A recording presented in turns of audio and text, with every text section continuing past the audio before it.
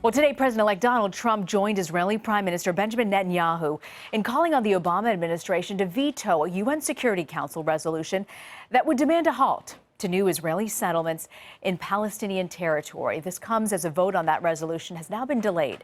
A draft of the resolution was circulated by Egypt. It was supposed to be voted on today. Prime Minister Netanyahu took a page from Mr. Trump's playbook last night.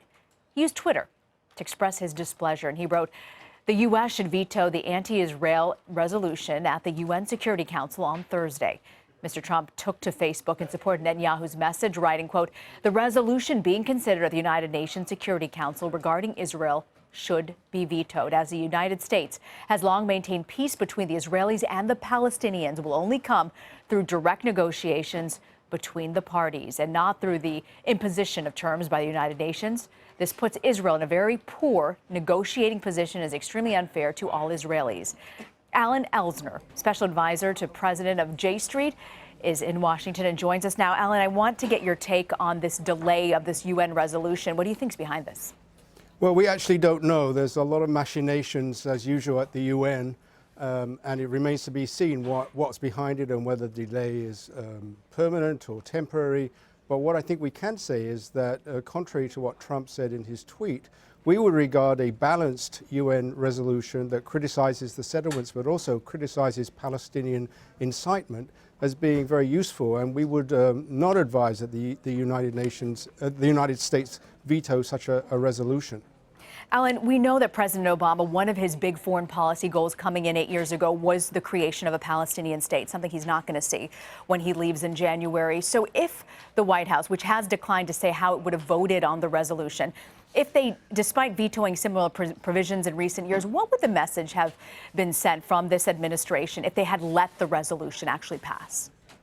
Well, again, I don't know that the resolution is dead, and I don't know that the last word on this has been spoken. But I think that the administration wants to lay down a marker as to some of the barriers to a two-state solution, some of the things that have prevented progress toward a two-state solution, and certainly the Israeli settlements, which are constantly expanding and have never stopped, and are bringing hundreds of thousands of people to live in the occupied territories, are one of the main obstacles to peace. Not the only one, obviously, but one of the main obstacles. And likewise, the Palestinian incitement, denial of Jewish links to the land of Israel and to Jerusalem are also a barrier. And this resolution would have addressed both of those. Earlier this week, Alan, Trump nominated David Friedman, a supporter of settlements, to be his ambassador to Israel. He actually compared your group, J Street, to Jews who worked for the Nazis during World War II. Pretty strong words there. Do you think this means this is the end of any sort of possibility of a two-state solution under a Trump administration? Well, first of all, we should separate this particular individual and his hateful speech, which we think disqualifies him from representing our nation in Israel. We should separate that from what the Trump administration will actually do, because he's not yet in power. There are worrying signs. Trump has talked about moving the U.S. embassy to Jerusalem, which we think would be a very incendiary move, and it could set off a lot of violence around the region, and it would really destroy the U.S. position as an honest broker between the Israelis and the Palestinians. But again, we want to take a bit of a wait-and-see attitude and see what happens. But in terms of Mr. Friedman, we really think that this man who is peddling incredibly offensive kind of speech. I myself am the son of a Holocaust survivor, and I find that this accusation that because I'm in favor of a Palestinian state, because I'm in favor of a just peace between Israelis and Palestinians, this makes me like a collaborator with the Nazis. I find that incredibly, incredibly offensive. So, Alan, if he does become ambassador to Israel, how do you counter that, and how do you continue pushing forward, which J Street has always articulated, for a two-state solution? Well, first of all, he has to be confirmed by the Senate, and it means he has to win a majority of the votes in the Senate. And so we'll be fighting very hard to persuade senators, the Republicans and Democrats, that this is not the right man to represent our nation. A person who peddles hate speech should not be, and divides our community, should not be our representative in Israel.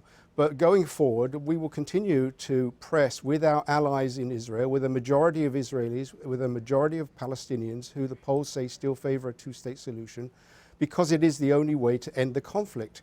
And any other kind of policy is a policy that continues the conflict. And I think that that is a policy that will result in just suffering for Israelis, suffering for Palestinians, instability in the region, all kinds of negative consequences. We know that President Obama and Prime Minister Netanyahu had a pretty rocky relationship the past 8 years. What's your sense of the relationship with Mr. Trump? We know that they do like each other. Mr. Netanyahu does like Trump. But do you see any sort of conflict or any divide between the two? Again, it's hard to say. One of the things about Mr. Trump is that he can be very, very unpredictable. He can go off on the slightest thing. So, you know, a relationship that's based on personal chemistry, but where the interests diverge, is not one that's likely to last. A lot of leaders have come to power of countries that want to be pro-Israel and have found it very difficult to deal with Netanyahu because of this constant settlement drive that he adopts. And I think that Mr. Trump will see, as he enters office, that there is no other solution to this conflict other than negotiations between the Israelis and the Palestinians, and that being just one-sidedly behind Israel, behind everything that the Israeli government of Netanyahu does, is a recipe ultimately for instability and for not making progress. And if he wants to make a deal, he says he's the great deal maker, he'll have to find a different way of moving forward. Alan Elsner with J Street. Thank you, Alan. Thank you.